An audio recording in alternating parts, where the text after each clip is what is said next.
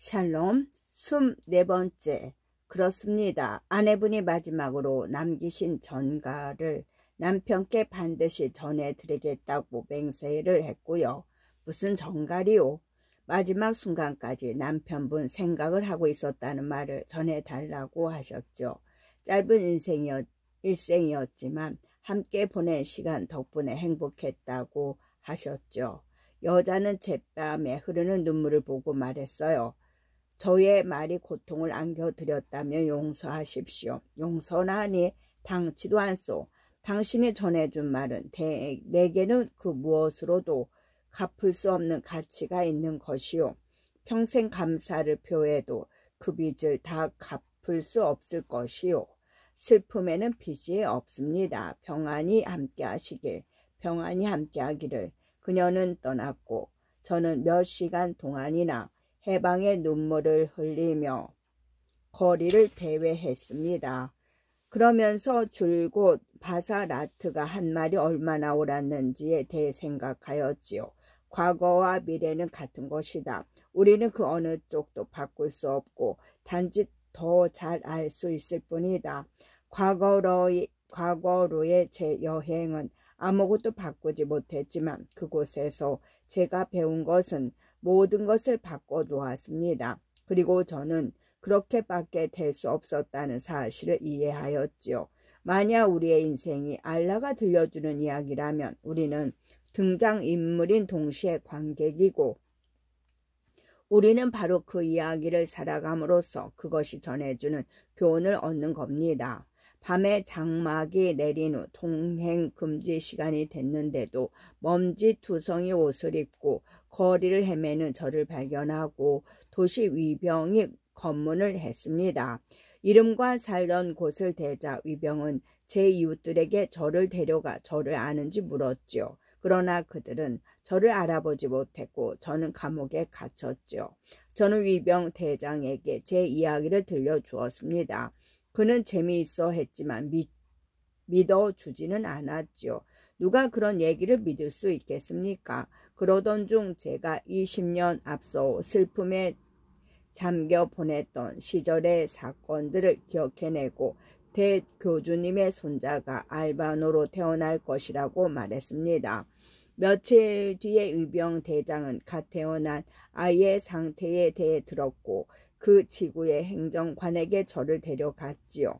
행정관님은 제 얘기를 듣고 나서 저를 이 궁전으로 데려왔고 대교주님의 시종장님은 제 얘기를 듣고 이 아련실로 저를 데려왔습니다. 이렇게 해서 저는 대교주님에게 제 이야기를 들려드리는 무한한 영광을 누리기에 이른 겁니다. 이제 제 이야기는 제 인생을 따라잡았습니다. 이 두 가지는 얼기설기 얽혀있고 이것들이 지금부터 어떤 방향을 향해 나아갈지는 대주교님께 달려있습니다. 저는 향후 20년 동안 바그다드에서 일어난 많은 일들에 관해 알지만 저 자신에게 어떤 운명이 기다리고 있는지에 대해서는 전혀 알지 못합니다. 이제 저에겐 카이로에 있는 세월의 문으로 되돌아갈 노자조차 없지만 저는 저 자신이 상상 못할 행운을 맛보았다고 생각합니다. 과거의 잘못을 돌아볼 기회를 얻었고 알라가 어떤 방식의 구제를 허락하시는지 깨달았기 때문입니다. 대교주님이 묻기로 결정하신다면 저는 미래에 관해 제가 아는 모든 것을 기꺼이 말씀드릴 겁니다. 그러나 생각건대 제가 가진 가장 값진 지식은 이것입니다. 그 무엇도 과거를 지울 수는 없습니다. 다만 회개가 있고 속죄가 있고 용서가 있지요. 단지 그뿐이지만 그것으로 충분합니다. 공기 혹은 아르곤이라고 불리는 기체가 생명의 원천이라는 얘기는 오래전부터 있어왔다. 그러나 이것은 실은 사실이 아니며 나는 내가 진정한 생명의 원천과 그 당연한 귀결로서 생명이 맞이하게 될 종언의 방식을 어떻게 이해하게 됐는지 설명하기 위해 여기 이 글을 새긴다.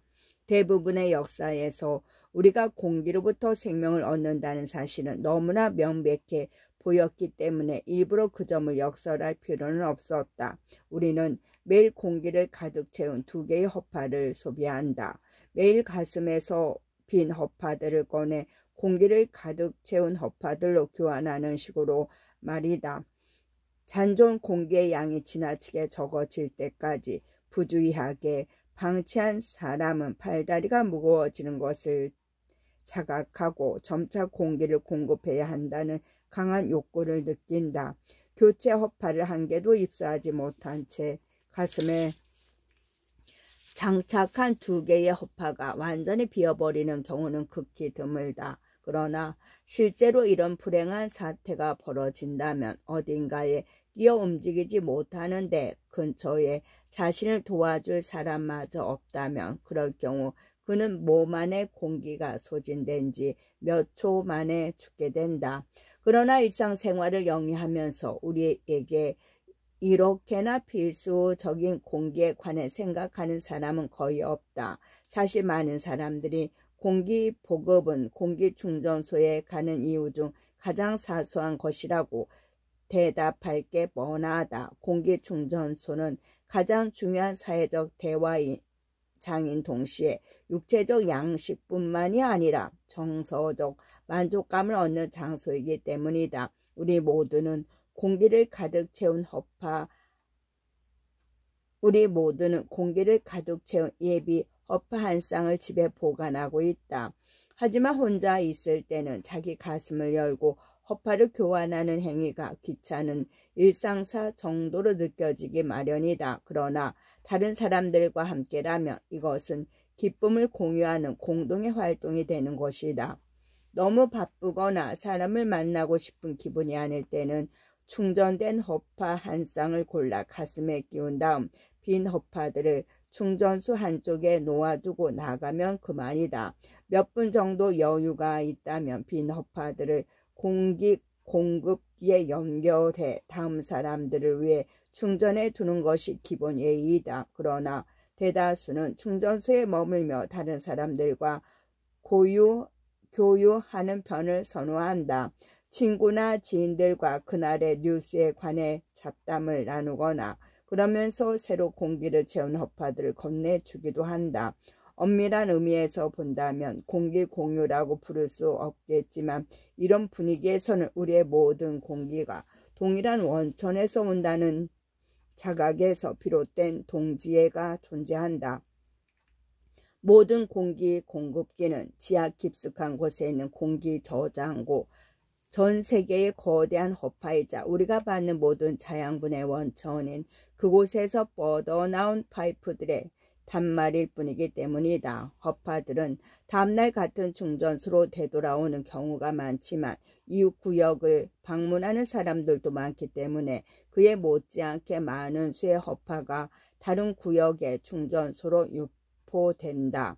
허파는 알루미늄으로 만든 매끄러운 원통으로 외양이 모두 동일하기 때문에 사람들은 자기 손에 들어온 허파가 집 근처에 있던 것인지 아니면 먼 곳에서 온 것인지 알 수 없다.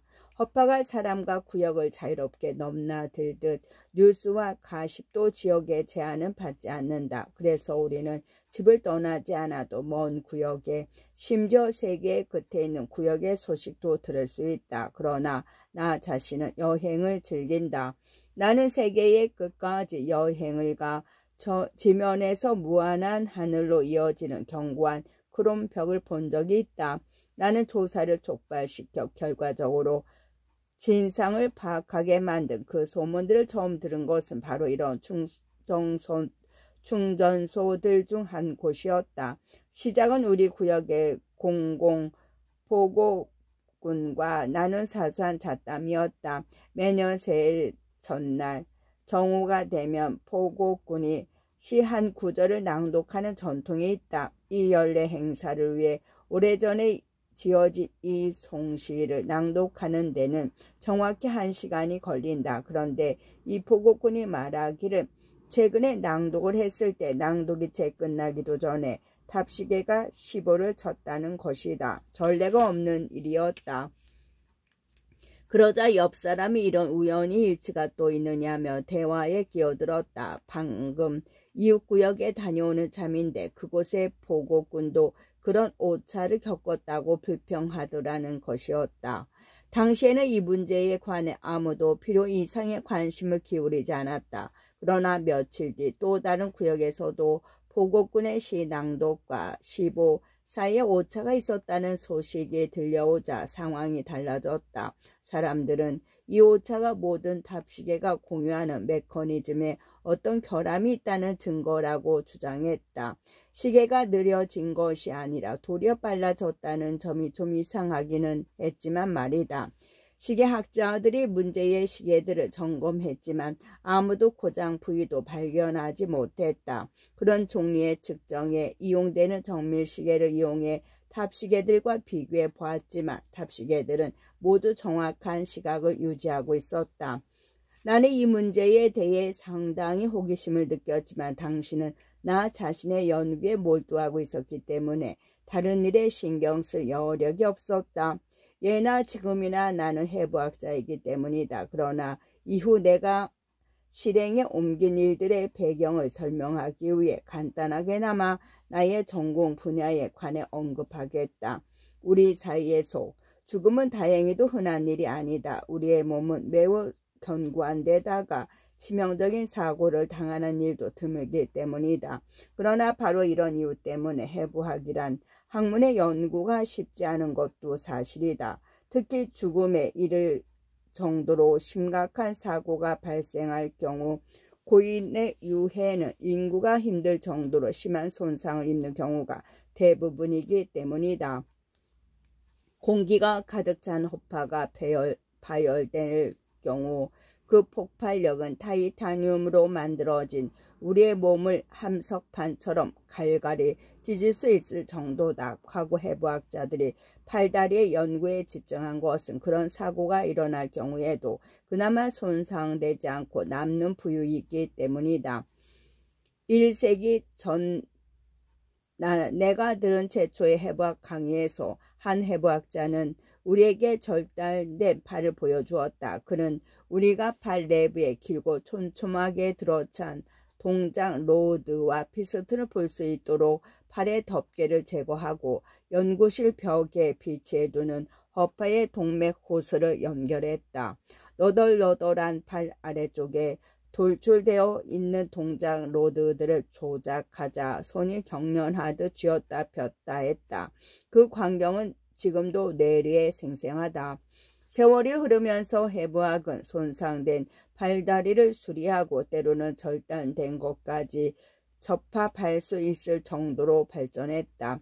동시에 살아있는 사람의 인체 생리도 연구할 수 있게 됐다. 내가 들은 최초의 강의를 바탕으로 나 자신의 강의를 하면서 나는 나의 팔 덮개를 열고 내가 손가락을 꿈틀거릴 때 어떤 노드들이 수축하고 확장하는지 학생들에게 주목하게 한다.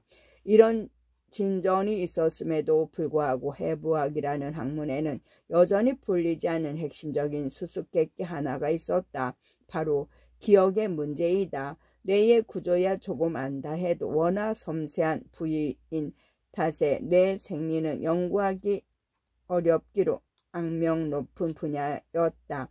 치명적인 사고를 당해 두개골이 파손될 경우 뇌는 금빛 연기를 분출하며 흩어져 버린다. 그나마 남는 것이라곤 유용한 단서를 찾아볼 길이 없는 갈갈이 찢긴 필라멘트나 박 형태의 잔해뿐이었다. 과거 수십 년 동안의 기억 이론에서는 사람의 모든 경험은 금으로 된 얇은 박판에 새겨진다는 것이 통설이었다.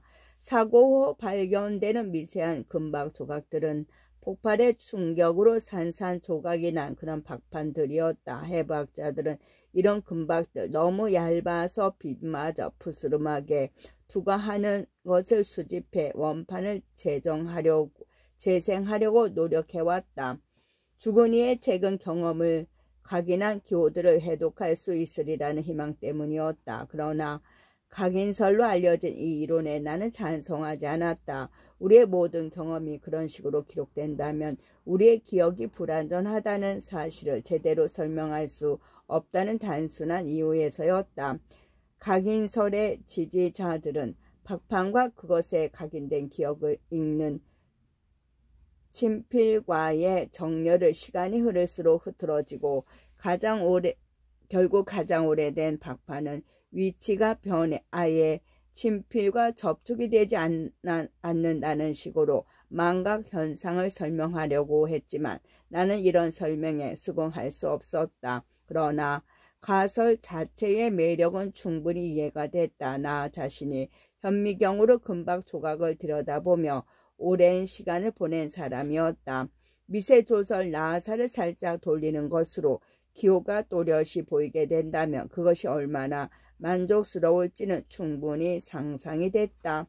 게다가 죽은 이의 뇌에 각인된 가장 오래된 기억, 정작 당사자는 망각해버린 기억을 해독해낼 수 있다니 얼마나 멋진가. 우리는 100년 이상 된 일을 기억하지 못하고 글로 남긴 기록, 우리 손으로 각인했지만 그랬다는 것을 거의 기억하지 못하는 들로 머릿속의 기억보다 기껏 몇백 년 더 됐을 뿐이다.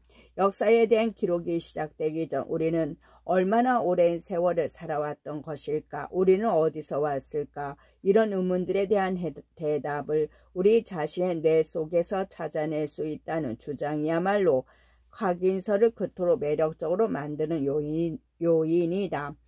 나는 그런 주장과는 상반되는 학파의 지지자였다. 우리의 기억은 톱니바퀴의 회전이나 일련의 개폐기들의 위치 변화 같은 삭제 과정이 기록 과정보다 더 어려울 필요가 없는 방식을 통해 모종의 매체에 저장된다고 주장하는 학파이다.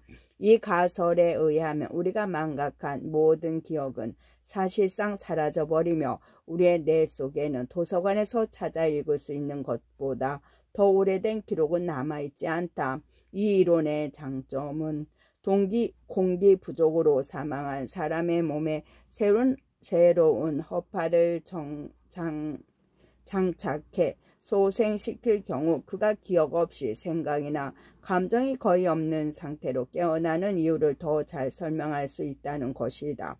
죽음의 충격이 모두 기어와 개폐기를 리셋한다고나 할까? 각인주의자들은 죽음의 충격이 박판의 정렬을 흐트러뜨릴 것뿐이라고 주장하지만 설령 배치라고 해도 살아있는 사람을 죽여서 이 논쟁을 해결하려고 한 해부학자는 아무도 없었다.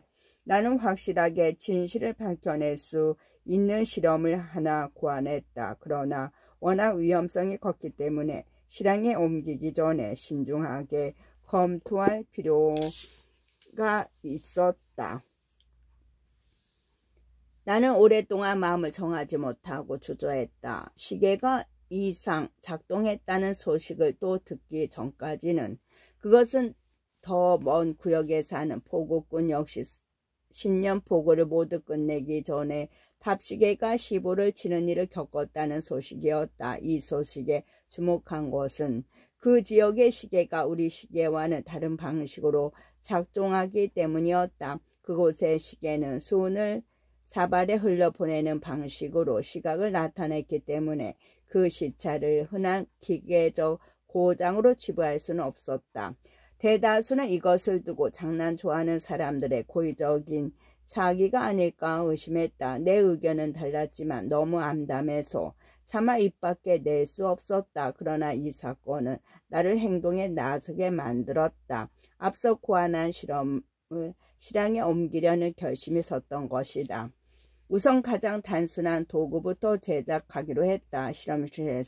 실험실에서 나는 거치대 위에 프리즘 4개를 고정한 다음 주의 깊게 각도를 조절해 프리즘 꼭지점들이 직사각형의 내 모서리를 형성하게 했다. 이렇게 배치하면 아래쪽 프리즘들 중 하나를 향해 쏜 빗줄기가 위로 반사됐다가 뒤로 돌아오고 아래로 내려갔다가 다시 앞으로 반사되는 사반형의 반사고리가 만들어진다.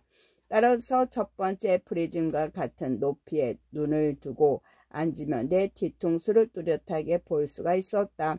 그 유화론적인 전망경은 그 뒤로 이어질 모든 실험의 기반이 되어 주었다.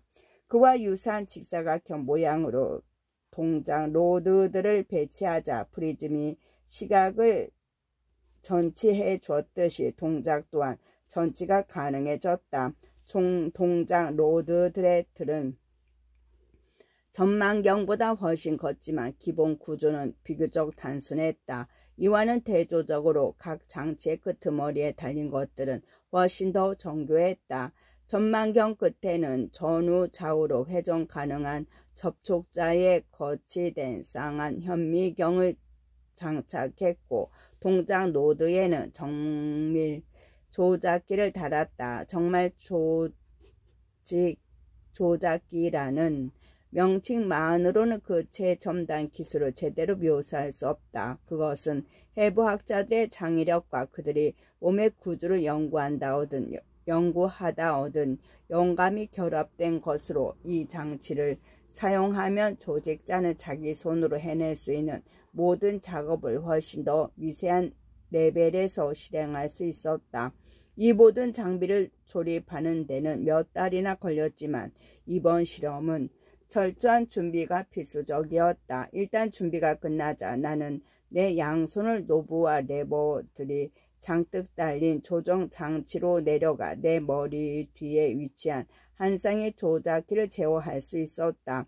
그리고 전망경을 이용해 조작기가 하는 작업을 관찰할 수 있었다. 이제 나는 나 자신의 뇌를 회복할 수 있었다.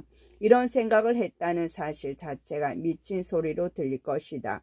알고 있다. 동료들에게 얘기했으면 틀림없이 저지를 당했을 것이다. 그러나 해부학 연구를 명분으로 다른 사람에게 위험한 실험에 참여해달라고 부탁할 수는 없는 일이었고 또한 내 손으로 직접 해부를 하고 싶었기 때문에 수동적인 실험 대상 역할만으로는 만족할 수 없었다. 따라서 자기 해부만이 유일한 답이었다. 나는 공기를 충전한 허파 12개를 가져와 매니포드를 이용해 모두 연결했다. 이것들을 내가 앉은 작업대 아래에 지지한 다음 공급기를 내 가슴 안에 있는 기관지 흡입구에 직접 연결했다. 이렇게 하면 앉은 채로 6일째 공기를 공급받을 수 있을 터였다. 기한 내에 실험을 끝내지 못할 가능성에 대비해 나는 기한 말미에 동료가 내 실험실을 방문하도록 일정을 잡아놨다. 그러나 내심 나는 기한 내에 수술을 마치지 못할 유일한 이유는 내가 나를 죽게 만드는 경우밖에 없으리라 생각하고 있었다.